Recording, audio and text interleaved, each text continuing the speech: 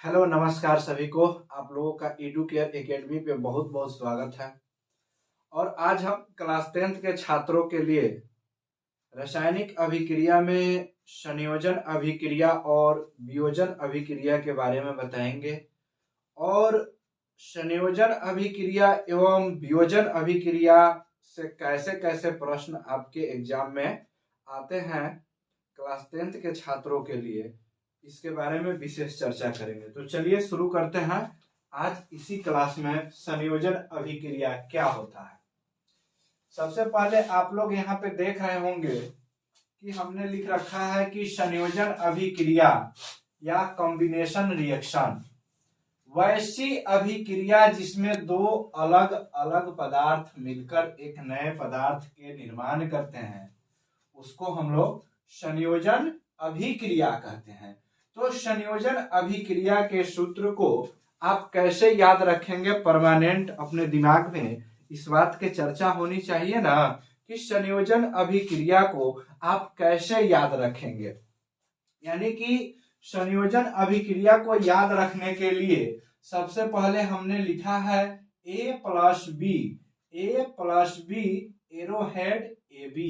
यानी कि देखिए मेरे भाई, अगर यह दोनों हाथ का मार्कर इसमें ग्रीन है और इसमें रेड है, ग्रीन मार्कर रेड मार्कर मेरे द्वारा एक जगह ले आकर के अगर सटा दिया गया तो यह क्या बन गया, दोनों सटा हुआ आपको दिख रहा होगा रेड और ग्रीन।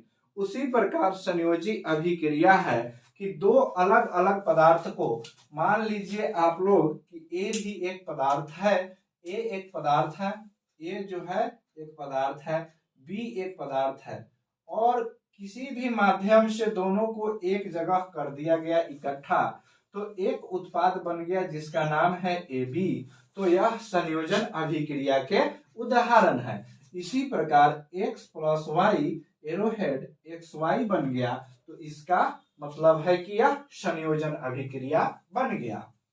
तो इसी प्रकार हम एग्जाम्पल के माध्यम से समझाए हैं कि कार्बन और ऑक्सीजन के बीच संयोजन अभिक्रिया जब कराया जाए तो कार्बन डाइऑक्साइड गैस बनता है। देखिए भाई, आपके घर में या किसी के घर में आजकल ठंड के मौसम चल रहा है तो आग जलाने की परंपरा गांव समाज में चलती है, शहर में भी चलती है, ओला जलते हैं। जैसे कि आग जलता है, उसको देख रहे हैं आप लोग कि लकड़ी हम रखे और उसमें माचिस के माध्यम से आग लगाए। अगर उस आग को किसी एक ऐसे बर्तन से हम लोग ढक दे जिसमें ऑक्सीजन नहीं हो, जिसमें ऑक्सीजन नहीं हो, या उसको ढक के छोड़ दे तो उसमें उतना ही देर तक आग जलेगा, उतना ही देर तक आग जलेगा जितना देर तक उसमें ऑक्सीजन है। ऑक्सीजन खत्म हो जाएगा तो आग बंद हो जाएगा जलना।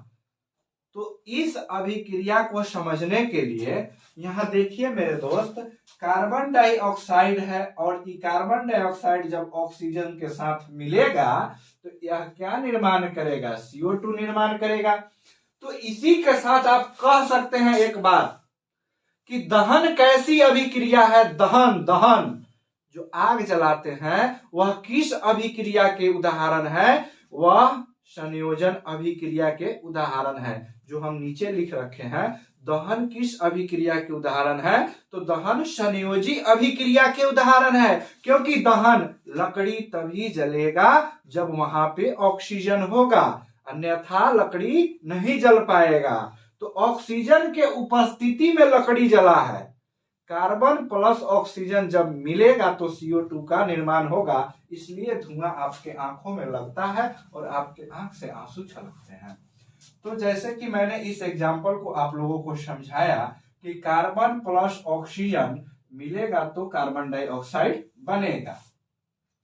अब तीसरा एग्जाम्पल है मेरा दूसरा कि मैग्नीशियम और ऑक्सीजन के बीच, इस मैग्नीशियम और ऑक्सीजन के बीच संयोजन अभिक्रिया कैसे होता है।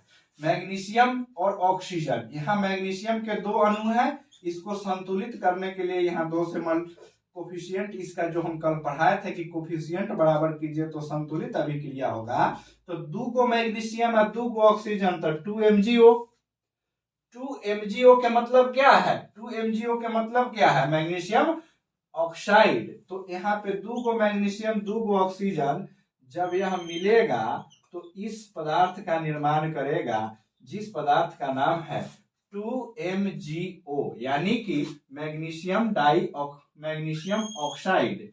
इस पदार्थ का क्या नाम है मेरे मित्र? Magnesium oxide.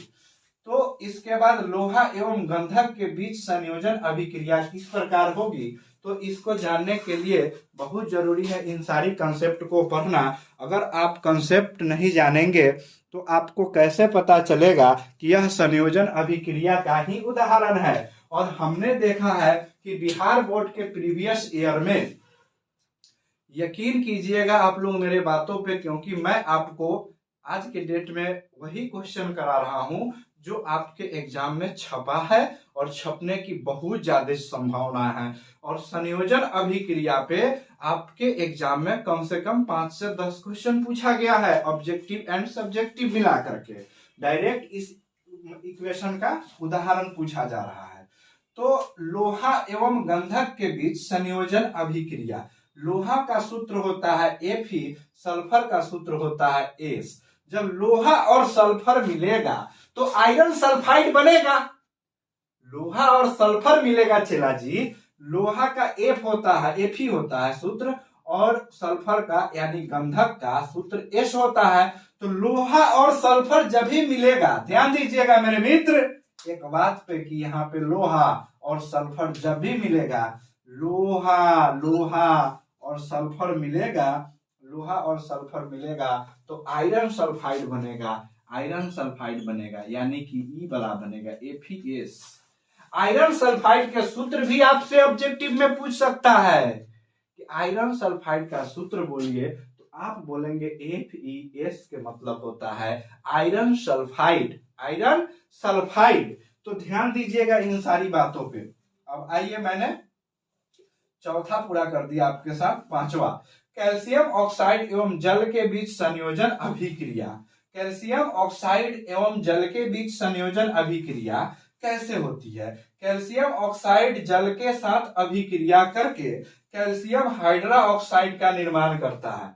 अब चला जी, यहाँ पे बुझा हुआ चूना और बिना बुझा हुआ चूना, इन सारी बातों को हम क्लियर करेंगे, क्योंकि यह दो ऐसे बात है जो बार बार आपको कंफ्यूज करेगा।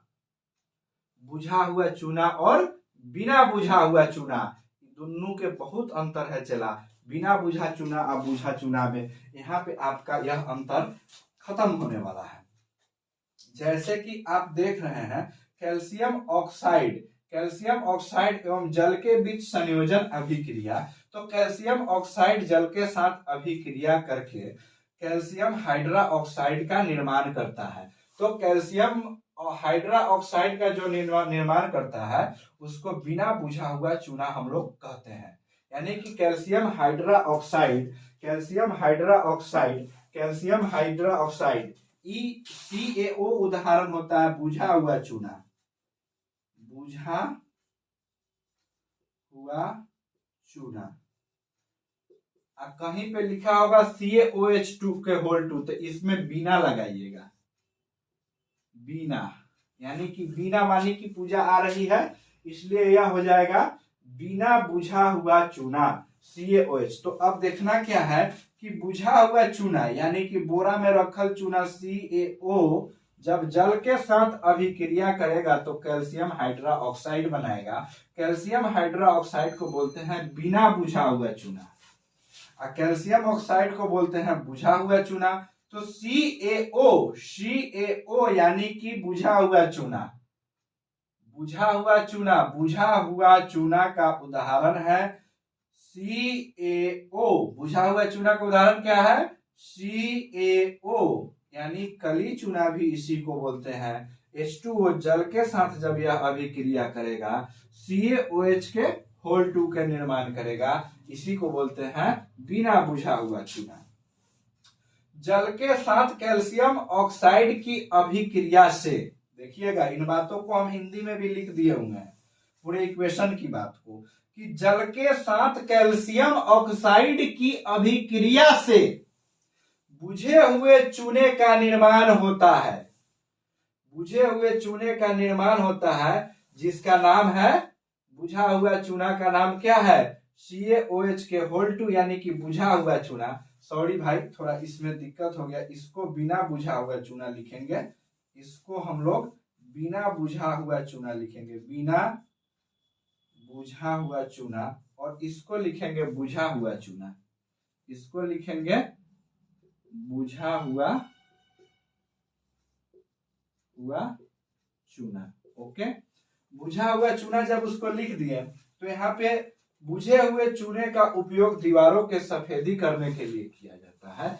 अगर आपके दीवार पे देखते हैं कि चूना से घर की पुताई की जाती है, तो घर की पुताई किया जाता है तो उसमें कौन सी चूना होता है, तो उसके बारे में हम यहाँ पे लिख चुके हैं कि बुझे हुए चूने का उपयोग दीवारों की सफेदी करने के लिए किया जाता है। और कैल्शियम हाइड्रोक्साइड वायु में उपस्थित कार्बन डाइऑक्साइड के साथ धीमी गति से अभिक्रिया करके दीवारों पे पतली परत बना देती है, और सफेदी करने के 2-3 दिन के बाद दीवार पर कैल्शियम कार्बोनेट, दीवार पर किसका परत, कैल्शियम कार्बोनेट की परत चढ़ जाता है। एक बात यहां से क्वेश्चन निकल के आता है कि जब आप अपने घर की सफेदी करते हैं तो आपके दीवार पे किसका परत चढ़ जाता है, जिसके कारण आपकी दीवार में चमक आती है, तो यह रात दिन आप देखते हैं इस चीज को, calcium carbonate CaCO3, calcium carbonate CaCO3, calcium carbonate CaCO3। और मेरे भाई एक फॉर्मूला और आप लोग याद रखिएगा कि संगमरमर का सूत्र क्या होता है, तो संगमरमर का सूत्र भी CaCO3 होता है। संगमरमर का सूत्र क्या होता है, CaCO3 होता है। संगमरमर का सूत्र क्या होता है, CaCO3 होता है। अब यहाँ पे एक बात कहेंगे चला कि कंसेप्ट पढ़ाइए सर जी, जिससे लड़का टॉप हो जाए, यानी कि बिहार बोर्ड में टॉप। तो कंसेप्ट यह एडुकेयर एकेडमी पे बंट रहा है, लाइक शेयर एंड सब्सक्राइब कीजिए ना, तभी तो सर जी आपको कंसेप्ट बताएंगे तो आप टॉप कीजिएगा। लाइक शेयर सब्सक्राइब करबे न करते हैं तो कहां से आदमी की एनर्जी छलकेगा।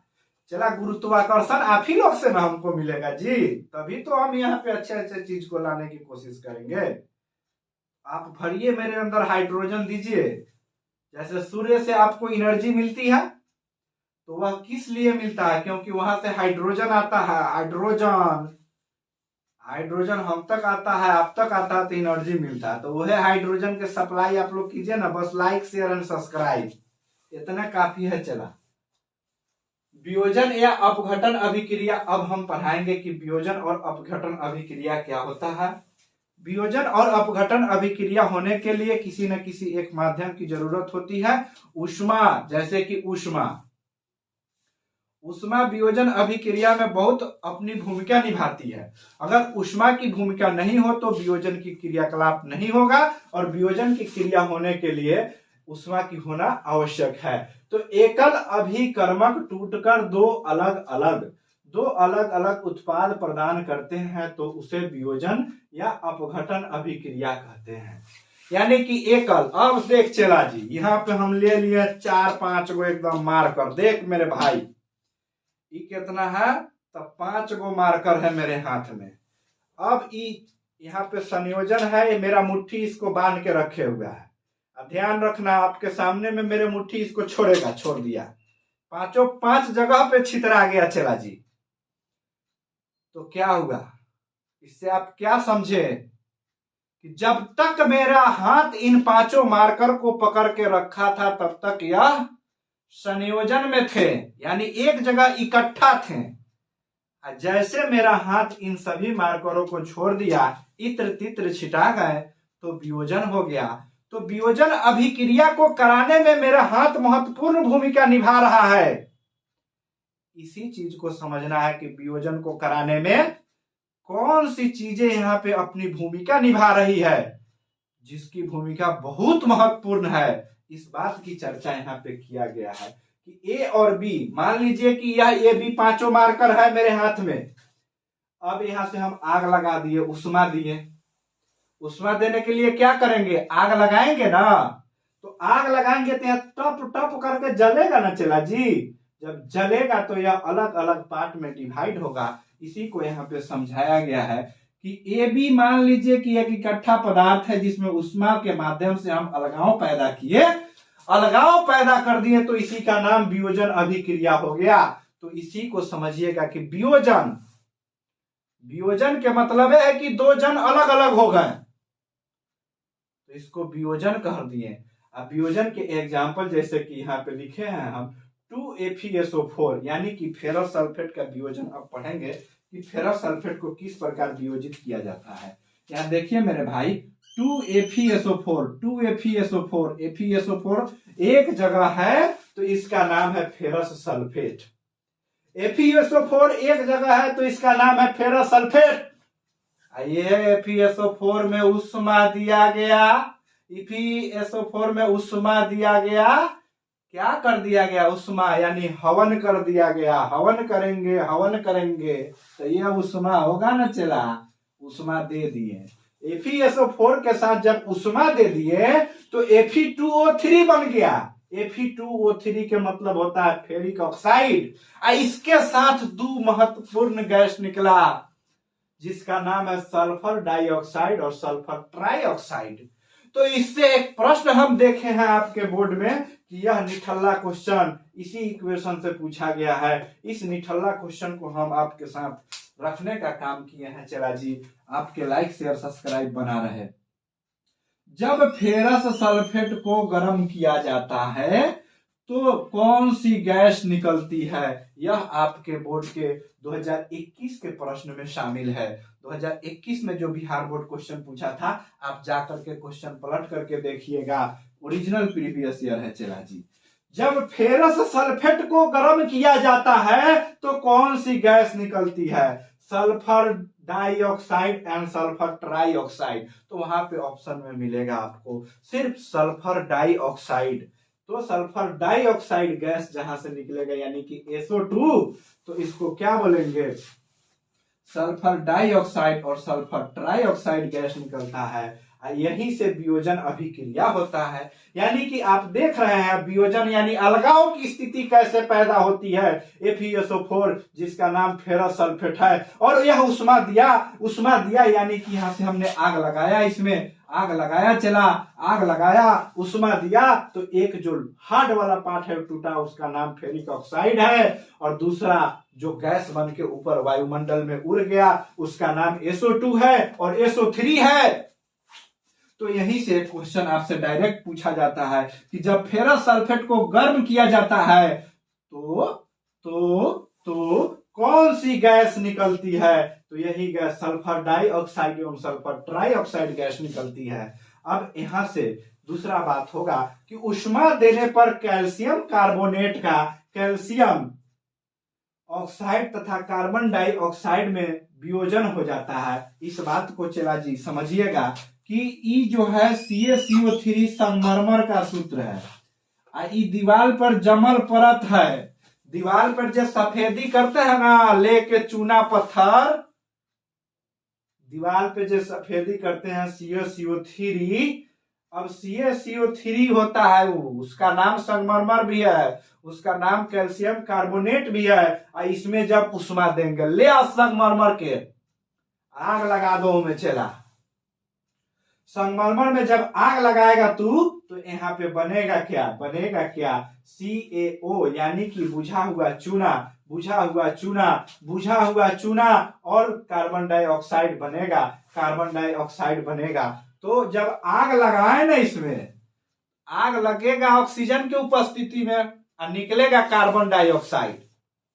ये ऑक्सीजन और कार्बन डाइऑक्साइड दोनों बुझता एक दूसरे के प्रतिकूल है, एक दूसरे के दुश्मन भी बुझ सकता है, एक दूसरे के कजिन ब्रदर्स भी बोल सकता है। कहेगा का है, समझाइए तो क्या कजन कैसे है। अब जैसे कि पौधा है, हम लोग छोड़ते क्या है, कार्बन डाइऑक्साइड, बोलो हम लोग छोड़ते क्या है, कार्बन डाइऑक्साइड। और पौधा क्या ग्रहण करता है? Carbon dioxide. हमने कार्बन डाइऑक्साइड को छोड़ा और पौधा कार्बन डाइऑक्साइड को ग्रहण किया और मेरे लिए ऑक्सीजन छोड़ दिया। आप ऑक्सीजन जो लेते हैं, भर कोरोना आदमी ऑक्सीजन के बिना तरफ तरफ के मरा है। प्राकृतिक ने भी क्या गेम खेला था, भगवान न करे वो दिन दोबारा आए, लेकिन कोई बात नहीं। अब इससे हम समझाना चाह रहे थे कि वो दोनों कजिन है, एक वो लेगा तो दूसरा छोड़ेगा। इसलिए CaCO3 यानी कि ऊष्मा जब देंगे तो यह वियोजित हो जाएगा का CaO में और प्लस CO2 में। इन सारी बातों को आप अपने नोटबुक में मेरे वीडियो को रोक करके लिखेंगे और लिख करके याद करेंगे। यह VVI पॉइंट है। संयोजन और वियोजन हो गया। अब अगले क्लास में ऊष्मा क्षेपी, ऊष्मा शोषी, इन सारी अभिक्रियाओं के बारे में हम चर्चा करेंगे और आपको बताएंगे कि कितने प्रश्न इससे बना है। अधिकांश अगर चला आपको मार्क्स लाना है ना अधिकतम से अधिक, तो हर एक पॉइंट को, हर एक उस बिंदु को, हर उस पहलू को पढ़ना होगा जिससे आपके नंबरों में बूस्टर का काम करे। सिर्फ ऊपरे ऊपरे छिछला देने से नया काम चलने वाला है। हर उस पॉइंट को पढ़ना होगा जिससे क्वेश्चन बोर्ड पकड़ता है। चलिए इसी के साथ हम अपने क्लास को करते हैं अंत। बोलते हैं भारत माता की जय। जय हिंद, जय भारत। पढ़ते रहिए मन लगा के।